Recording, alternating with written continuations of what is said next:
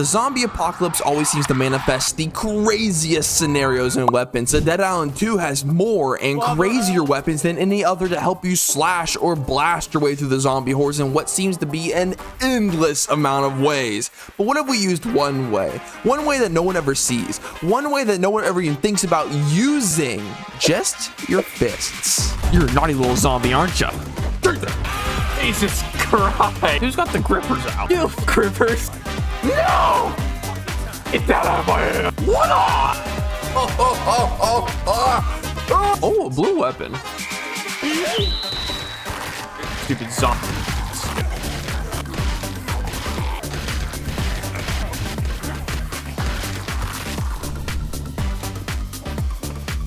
For this game, we're going to be playing Ryan, a male stripper, and we're only playing him for the sole reason he regains health every time he knocks down a zombie. And starting off on a crash plane, a hole in our stomach, and infinite plot armor apparently, I applied top-of-the-line medical procedures to myself and stopped the bleeding and continued rummaging through the plane looking for a way out or other survivors, and that's when I found Shoddy throwing a tantrum and her GBF doing damage control. Master has given Dobby a shock. Until we heard zombies closing in, so I offered to buy them time while they ran off as the brave, humble, and handsome person I am, and Emma immediately gave me her address to come Netflix and chill after I'm done. But first I had to deal with this zombie, which is meant to be the tutorial for fighting normally, however, we aren't. In fact, the game won't even let me put the weapon away, so we have to kick this one to death, one damage at a time. Now we just have to punch all of these zombies without blocking, which was surprisingly hard actually, and so I came up with the new strategy of spinning around them at slow speeds so they couldn't hit me as I punched them in their temples. Finally ending the tutorial, but not before this woman tries to leave a very toothy hickey on me to mark her territory in a jealous rage after she saw Emma leave her address. So naturally,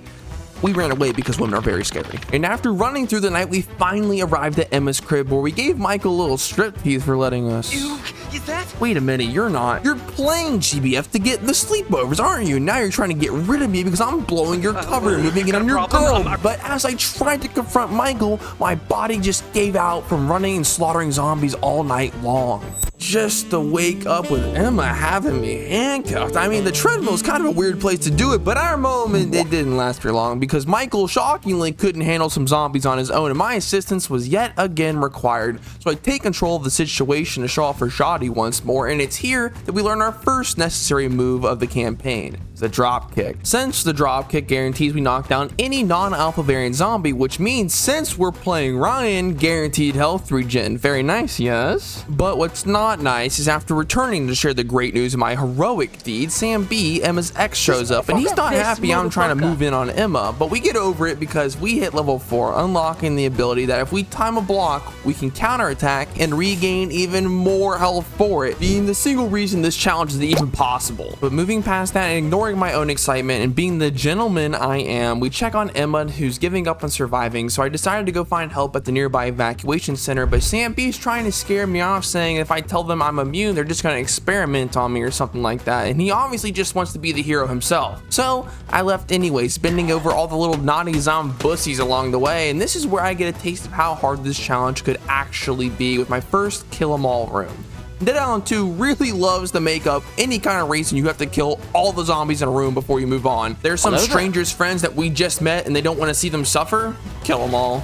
The Ferris wheel's moving. Just go ahead and kill all the zombies. Literally no reason is given. Ryan just has, I guess, insatiable bloodthirst, I guess.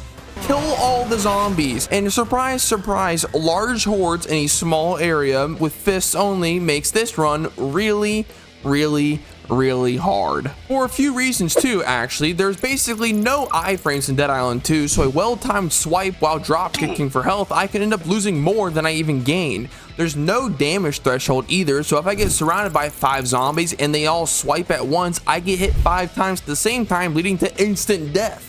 Really, the only viable way to fight is to parry them, because this is one of 2 scenarios that gives you iframes alongside of the head stomp, but parrying not only has a much longer iframe stint, but also gives a large chunk of health for every parry. The only problem is I'm really bad at it. This is a skill issue, and it's going to be one I have to overcome to even progress, let alone beat this challenge if I don't have a heart attack first. There's a fucking what the? So I punched, corroded, exploded, and kicked my way to the hotel when I came across the bride-to-be, who was a little angry her stripper never showed up to her bachelorette party. And even though I thought the zombie apocalypse was a valid cancellation reason, she was having a difference of opinion, let's say, starting our very first boss fight. So I beat the shit out of her. Equal rights, equal fights, I guess. I don't know. It was really an easy fight, considering crushers are just slower, more telegraphed, heavier hitting zombies with an AoE slam, so I just parried and then punched her lights out. But even then, in my excitement of beating my very first boss of the game, I almost ruined the run accidentally using a weapon to kill a zombie. No! Get that out of my hands! Thankfully, I have cat-like reflexes from stopping women from grabbing me, because you know, you could look, not touch. Bitch. So after nearly ending the run on my first mission, I found a radio where I got in contact with a doctor at the CDC named Reed, and he reassured me he could get us out, but not only that, make a cure for the disease. So now all that's left is to go back, get Emma, and ride off into the sunset together. But I got a little distracted with the fellow YouTuber wanted to make a zombie slaying collab on the way home, and we made a pretty sick montage. I think their name was Wiibz. You should subscribe.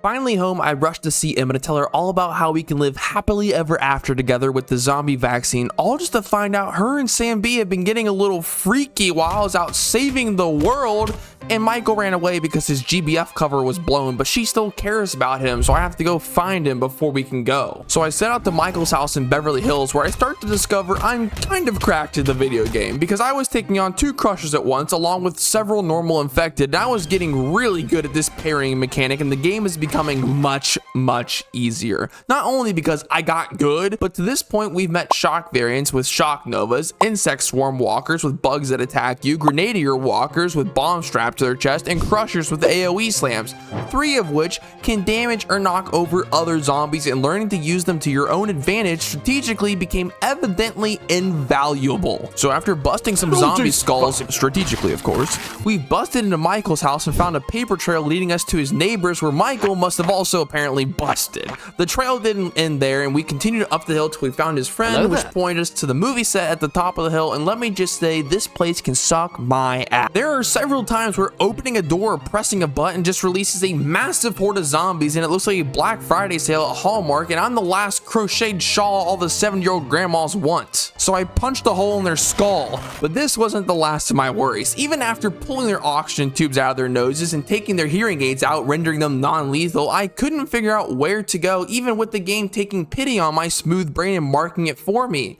I still didn't get it because the hours I've played this game so far, there's only been one time I had to break something to reveal the path, and side note, there's only 3 instances in the whole So, after wet sanding my brain some more, ensuring maximum smoothage, Yo, where'd you get that cheese, Danny? I finally made it to Emma's trailer, where we'll be taking on the next boss of the game and the first real issue in our run, a slobberer. These zombies alone aren't too much of a threat, since just like crushers, they have extremely telegraphed attacks that are easily punished. However, what you can't parry is corrosive vomit. They throw up everywhere around them and use it as a projectile if you try and keep your distance, and it does damage over time. Also, they're rarely ever alone, but if you put just one fold in your brain, hamburger style, you can actually use this by training the zombies through the corrosive vomit, and it thins the herd for you. Oh, and they're resistant to bludgeoning damage, by the way. We still first tried this fight and wrapped up the zombie mess and headed inside to check and see if Michael is here, but what I didn't expect was to see him having his villain arc moment, standing over the counter ominously plotting on mine and Sam B's downfall. Thankfully,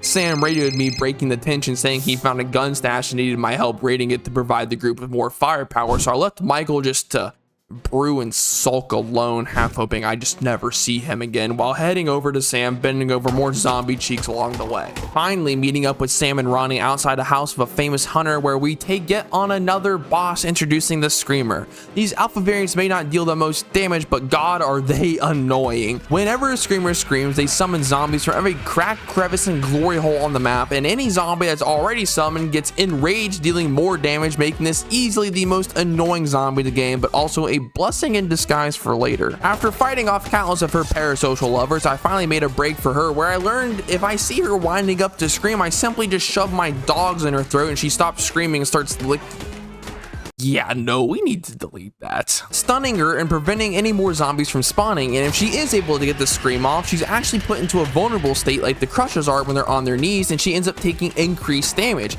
And I really can't figure out if I'm a genius detective figuring all this stuff out just to beat a boss, or an idiot when I write stuff down like that. Either way, we cleared out the zombies, teabagged Ronnie as we mourned him, and loaded up on guns and headed back to Emma's to make it to the evacuation and get the cure for the zombie outbreak. All is well that ends well, except Michael is pulling a stunt for attention just to get closer to my girl, and Sam B feels the same way I do about the situation. Then when Emma let her guard down, he tried to make his move on her, and oops, sorry about that.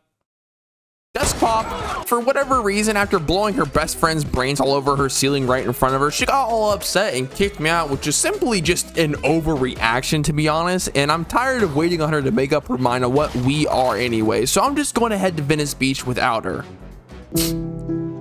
It meant nothing to me anyways. And with my totally not broken heart came my very broken body, because at this point the number of environmental effects and zombie variants are piling up. Not only do we have zombies in firefighter suits making them immune to fire and electric, but fighting electric zombies in sewers is a DIY apocalypse version of a toaster bath. I died.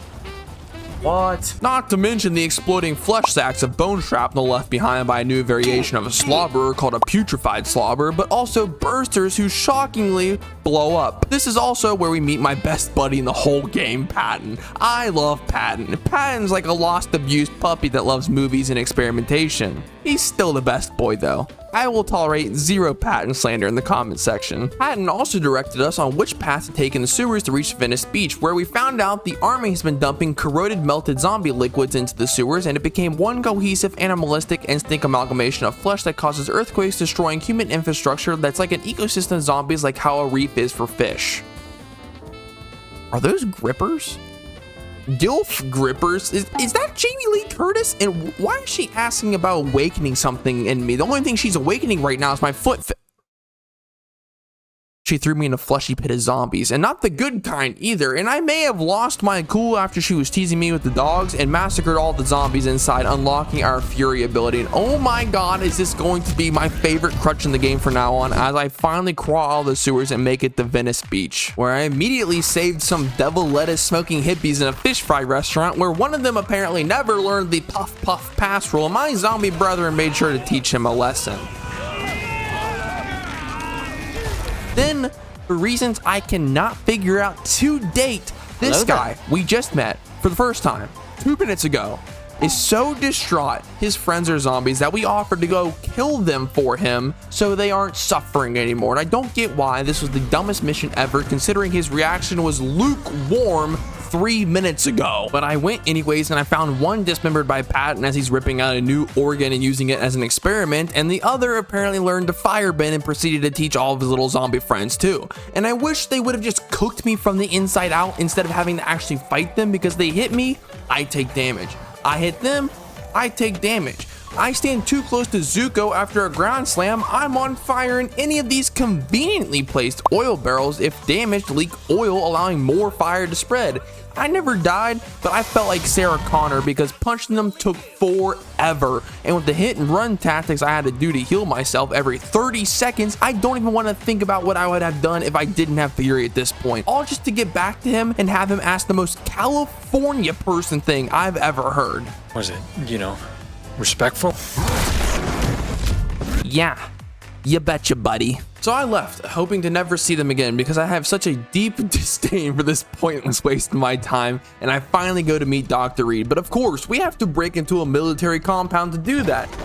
And it was here that I was starting to get a little cocky because they gave me a screamer, crusher, and slobber with a bunch of ads in the area and gave me the Order 66. So I lured the big guy behind a car, quickly dismembering him in the ads to avoid projectiles from the slobber, then dragged the screamer through his drool, eliminating all other threats from showing up, then systematically beat the brains out of the slobber, and I was becoming a zombie slaying perpetual motion machine that was only getting faster, stronger, and better. And with that speed and efficiency, we quickly made it all the way to Reed's hideout with his other survivors, where we meet Tisha, which is totally not in a phase right now, Dad, and Jimmy, the chuddiest human being I've ever met. And after getting here and enjoying the company so much, Reed gladly informed me that the equipment we need for the vaccine isn't even here, and I had to go get it.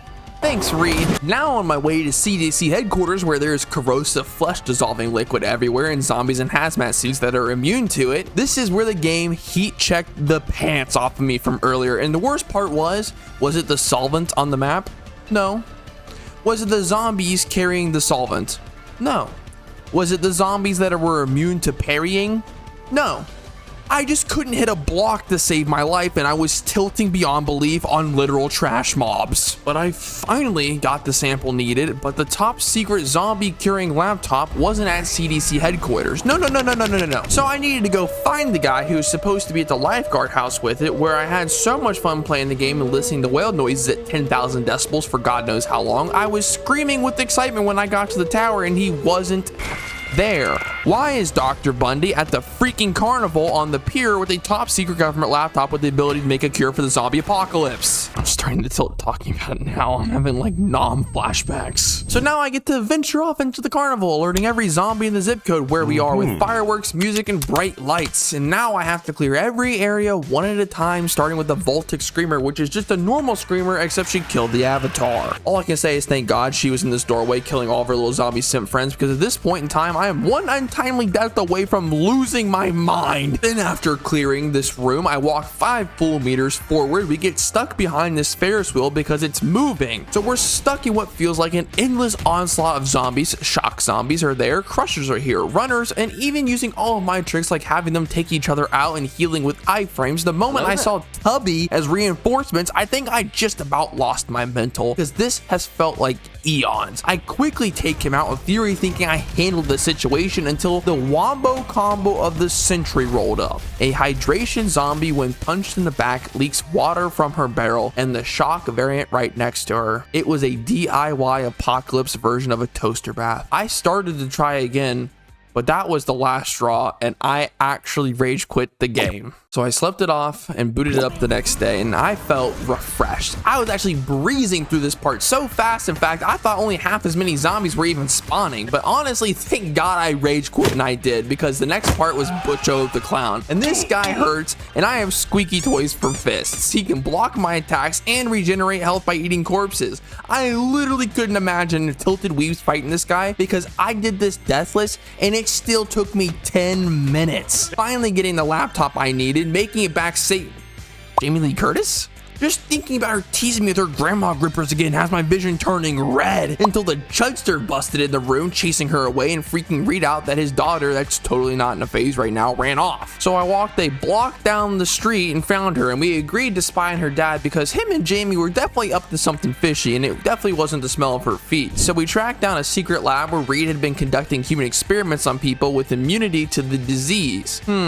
Only someone warned us about this. Introducing us to the last alpha variant, the Mutator, which will grab you with her chest cavity if you get too close and cause bleed, or he'll shoot you with his rib cage if you get too far and cause bleed. Also, if you're in the medium range, he'll chain attack or ground pound, so he's kind of a pain to deal with. But also, like other alphas, if you learn their moveset and they're alone, they aren't too much a threat. Also, Fury just goes brr. But this time we lose our minds to our inner zombie and attack Tisha, who puts us in the dirt. Thankfully, Jamie Lee Curtis shows up and revives us with the smell of her feet. Okay, no, I can't talk about feet anymore in this video, or else I'm never gonna beat the allegations. The bit must die here. Basically, Jamie spills the beans that the plague isn't even a plague, but something that was dormant in every living human being's DNA, and rediscovered that it was a ticking time bomb before everyone in the world succumbed to it no matter what. So he set out out for a cure by jump-starting it early, but it got out of control and spread across LA, so now he believes Newman, the people like us and Jamie, are the key to survival. So I rushed back to confront Reed about this just to see the helicopter taking off from the hideout, where the Chudster also found out after snooping through the laptop, and in a fit of rage shot the only thing with information anyone needed about labs, cures, and the plague. Thanks, Chuddy. And if I didn't have enough on my plate already, Emma's now hitting me up talking about how much she misses me, so I told her to meet me in the sewers and that we're getting out of here, and we assembled the dream team of 2 fighters, me and Sam B, Shoddy, Emma, and the pilot, Patton, and we set out to steal Reed's helicopter and escape LA, except I had a problem. Emma was obviously two-timing me with Sam B, so I stormed off by myself and told them I'd meet them there, but that wasn't the last of my problems either. I've played this entire story straight through, only completing one side quest in the very beginning and running around a lot of zombies that I didn't need to fight because it would just take forever if I fought every infected I came across, and now I'm on a home stretch. I'm very underleveled. So to raise my level and get back at Emma, I went back to the movie set where I met with Sarah, her coworker and fellow movie star, and I saved her from a zombie horde and even found her missing friends. So to repay me, she invited me back to her trailer where she asked me to clear out more zombies and hunt down the thing terrorizing everyone in the area. And then I went back to her trailer again after completing this and invited her to my place. Sorry, but I've got other places in mind. Man, I'm immune to the zombie apocalypse and still can't talk to women. Either way, with our level sufficiently raised, we went back and I still struggled on this part. I know I said mutators alone were fine, but obviously that was just a lie, so I had to come up with a new plan. Normally, I charged in and took out the Screamer, but this was where Screamers actually came in handy.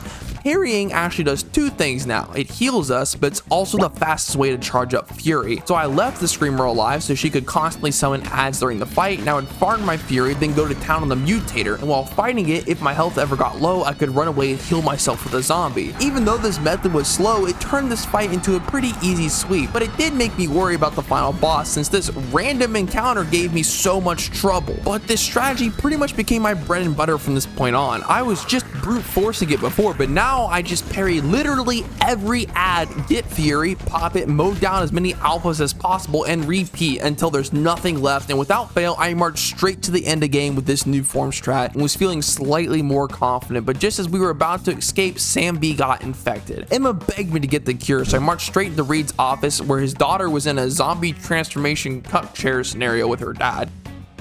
You know, I can't really talk. I've mentioned feet like at least 6 different times in this video. I can't judge her. But Reed could feel the judgment even through his zombified state for his daughter anyways, and attacked me, starting the final boss fight of the game against an extra beefy mutator called what I can only imagine the next Arby's sandwich, the Rubinator. And I was clapping his roast beef. I was hitting every parry, leaving no room for him to attack, but that was only phase 1. Once he enters phase 2, additional ads are spawned and I can start using my strategy I developed to really dish out some damage. But then phase 3 starts and every zombie alpha type is spawned in along with additional ads. This is where using all the other zombies against each other and the environmental effects become vital, because the ground slams are great to stun zombies, but if you need health or fury buildup, it's not ideal because they can't attack you, but it also can be used to stun the Rubinator. Grenadier walkers and shock variants are also huge assets at dealing additional damage to other zombies, but most importantly was using the parry iframes to dodge additional damage. And using all this knowledge I've accumulated to this point in my newfound strategy, I had him on the ropes my very first attempt until I exploded, got animation canceled out of falling. Ruben Chan attacked me, leaving me with no health. I ran through the fire to pick up a health pack, healed through the burn, but he knocked me over into more fire and inflicted bleed, and I couldn't heal because I was stuck in the standing up animation. No, I'm spamming H for 10 years. And then round 2, we both actually died at the same time, but I was slightly ahead of him, so I couldn't live long enough to enter into the cutscene and had to redo the fight again. But finally, on the 4th try, we succeeded, putting an end to Dr. Reed and grabbing the cure and making our way back to the helicopter. I made one last ditch effort to take out Sam B by shoving it in his skull, but Emma stopped me, and that's when I realized we just weren't meant to be together and let them fly off into the sunset, because I have a new muse now. This was so much fun and was originally meant to be fist only, meaning absolutely no items including health packs, but this being my first time ever playing the game, that was a little too much for me. So if you want to make that a later video or maybe even do some mayhem runs now we've unlocked that, leave a comment down below and like the video and check out these videos while you're at it.